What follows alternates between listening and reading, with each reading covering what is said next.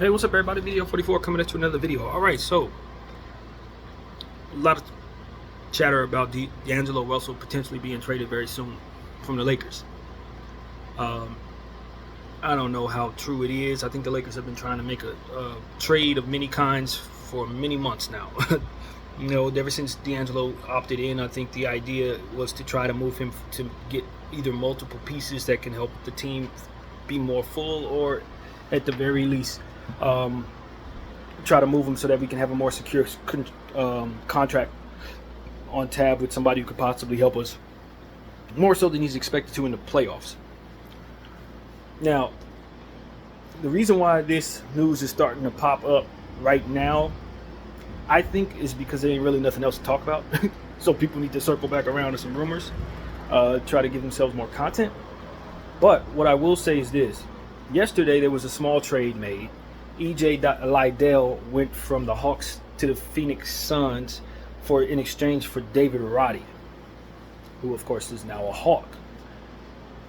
That is the type of move that, if you're paying close attention to the market, you are looking for any type of movement like that, because it can trigger the idea that other moves can be made based on the price tag that sends either of those two pieces out. Just like I said last year, when we were in that space where nobody could make any moves. Actually, it was 2 years ago probably, when KD first got to Phoenix, and then they had the whole KD had just made his trade demand, and there was something else going on as well simultaneously that was really big that kind of locked up the market. And you were just looking for any type of move, whether it be a signing or a trade of any kind. And I think, right after something actually happened, after several months of basically the market being locked up, you saw a little move made, and then you saw other moves subsequently made after that. I think this could potentially be something like that. But because of the nature of the collective bargain agreement being so restrictive to these teams, you may not see nothing like that. That's the reality of it. It's a different collective bargaining agreement than that specific example was working under. So what this could mean is that this is the only type of move that can be made. You trade one role player for another role player. That's kind of all people really feel safe in making right now, based on the apron issues. So for me, I think the pressure for the Lakers to make a move is obviously always in place. I'm paying attention, and it has died down a lot in terms of how much people expect the Lakers to make a move, or how much people are willing to complain about us not making moves.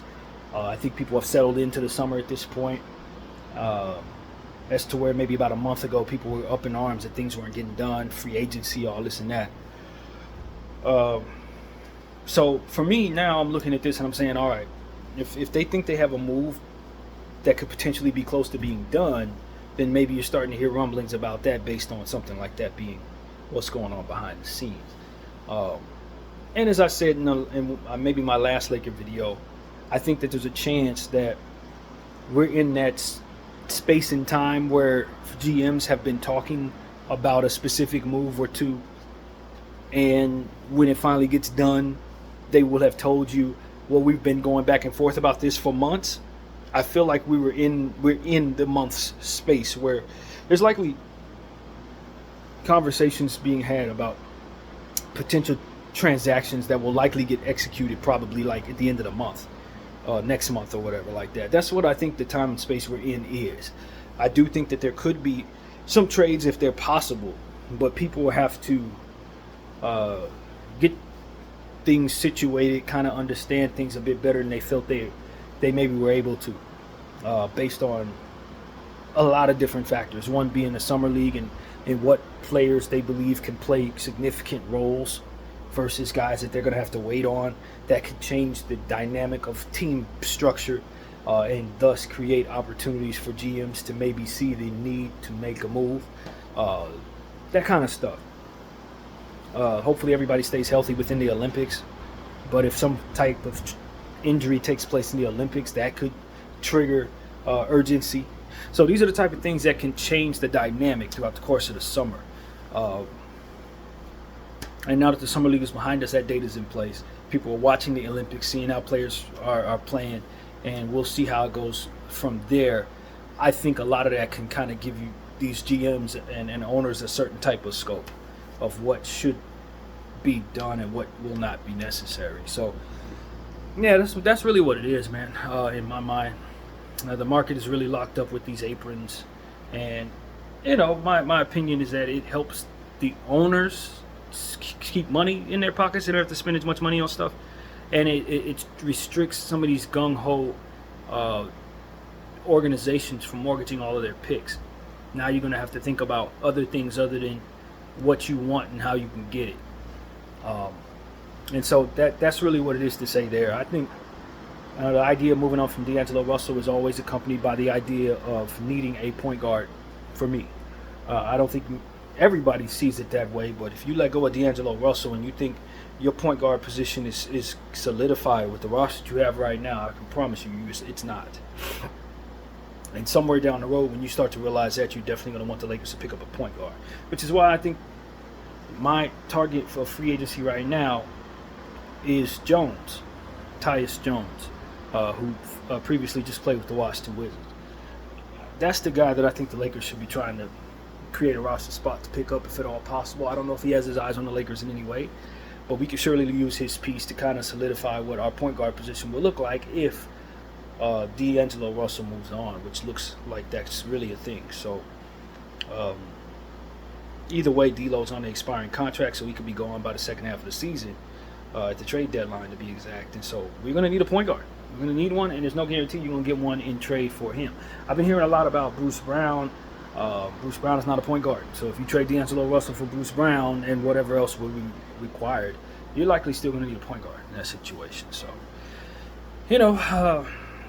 I would love to have Bruce Brown in a nutshell. I think his piece of work, but I think he's making like $23 million or something for 1 year. I don't know, man. I don't think he's worth that. Not to us. Not for what we have going on. So, yeah, man. I've settled into the idea that nothing's probably getting done until the start of the season, trade deadline maybe. But you never know. Maybe we're in the space where they're talking and something could happen. I've been hearing Cam Johnson's name a lot. I don't see Brooklyn moving on from him without taking back something that would be either a trade, pick equity, or somebody very young. They're going to want Max Christie or something like that if we're sending out Cam Johnson. So that's the problem. I think with trying to get a player like that from a rebuilding franchise, they're trying to pivot away from having a timeline that makes it so that they're pretending to win now. We know they didn't have the stuff to do it anyway. But at least they've kind of gotten their mind right, shifting, and now they're tanking heavily. And I expect for them to be one of the worst teams in the league. So they're going to likely want to get players like Dorian Finney-Smith, Cam Johnson, and players of that ilk probably off the team right away, so they don't get in the way of the tank job that they're trying to do. So, yeah, man, that in my mind means they're likely going to want back either young players that can't help them too soon, guys who are going to be rebuilding potentially projects, or picks. That's all I would want if I'm Brooklyn. You give me youngsters and salary matches. So in that vein, what do the Lakers have? We have Jalen Hood-Schifino could potentially be that type of piece that you move, but he's not going to match salary. So you probably send like a Jalen Hood-Schifino and whatever the salary match would be. Likely Rui Hachimura. Maybe they'll be willing to take Gabe Vincent and stretch him later or something like that. But I don't know, man. Cam Johnson would be a great piece to have. I don't know if I okay that deal, not necessarily. I don't know about that. I don't think you get a lot better if you're sending Rui out in that situation. I don't think so. So these are different things that you just consider.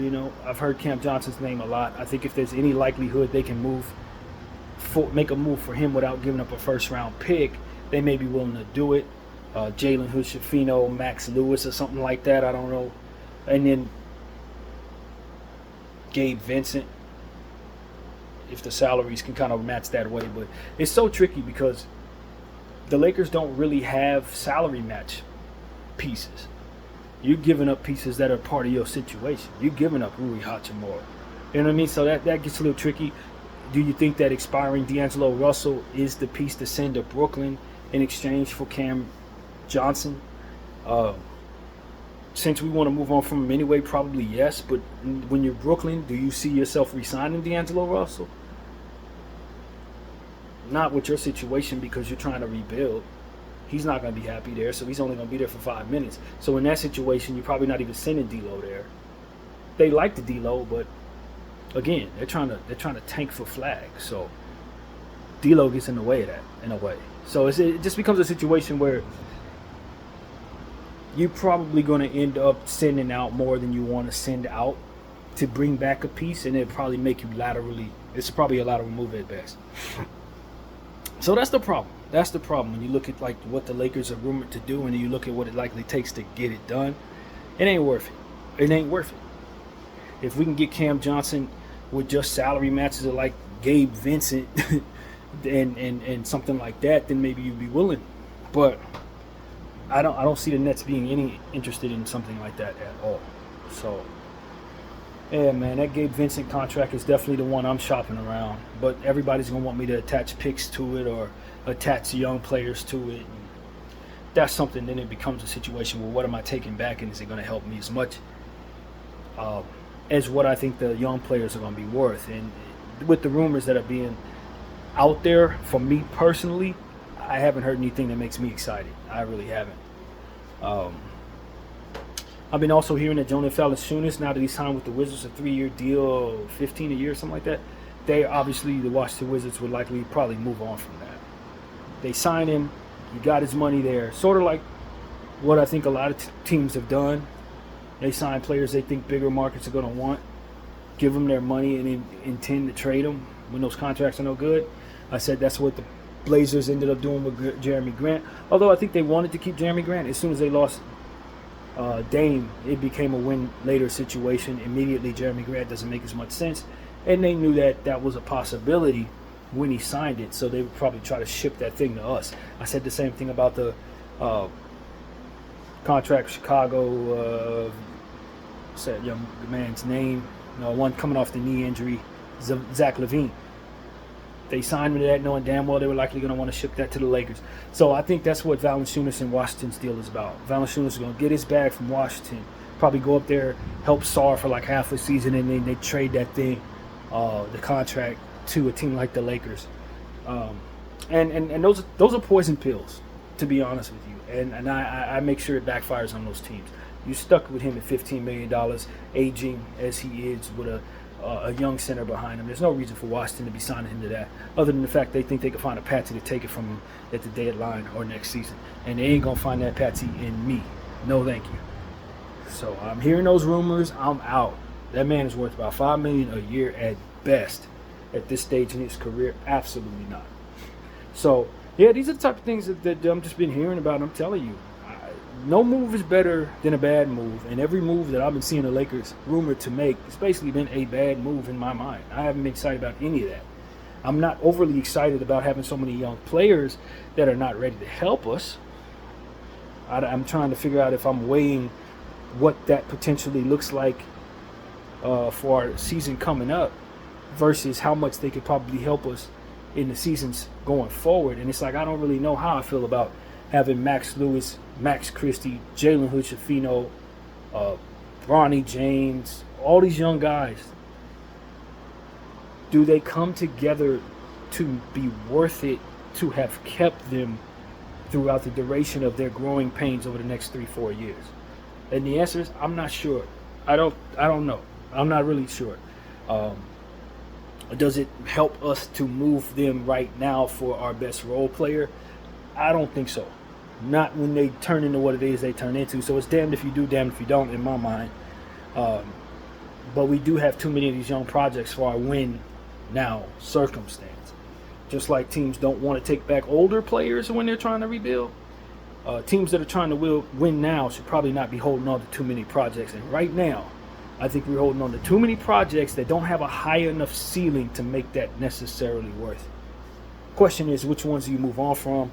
I'm not cool with really moving on from any young prospects just the same. So it's damned if you do, damned if you don't, in my mind. I don't like the situation either way. So that's pretty much where I'm at with that, man. It's just the Lakers, this is the situation you're in. This is what it is, man. You can try to find a sweet medium maybe you go against what it is that I ultimately feel makes sense, and you move on from some of those young players and keep some others. But 9 out of 10 times, what I've seen is us move on from the wrong ones. That's what I've seen. Scottie Pippen Jr., the latest one. He should be on our team right now. So, you know, this type of stuff, it's just the nature of the circumstance. We try to stay within some strange balance between two timelines, because you know damn well you're building around a 40-year-old guy. You're going to have to roster circumstances that don't make sense. And then they throw this monkey wrench in your face halfway through the tenure or whatever with this damn collective bargaining apron garbage. And now you can't move around to make yourself better. So, you know, it is what it is. If we would have knew the apron crap was coming, maybe we would have made some different decisions to lead us into a better space than we are in now. But it is what it is. So that's what I have to say, man. This is a long, drawn-out summer. I've come to the conclusion at this stage in my life that I do not like summertime. I don't like it. The weather is bad, even though everybody loves summertime weather. I do not. It's hot as hell. I live in the valley, and there's no basketball.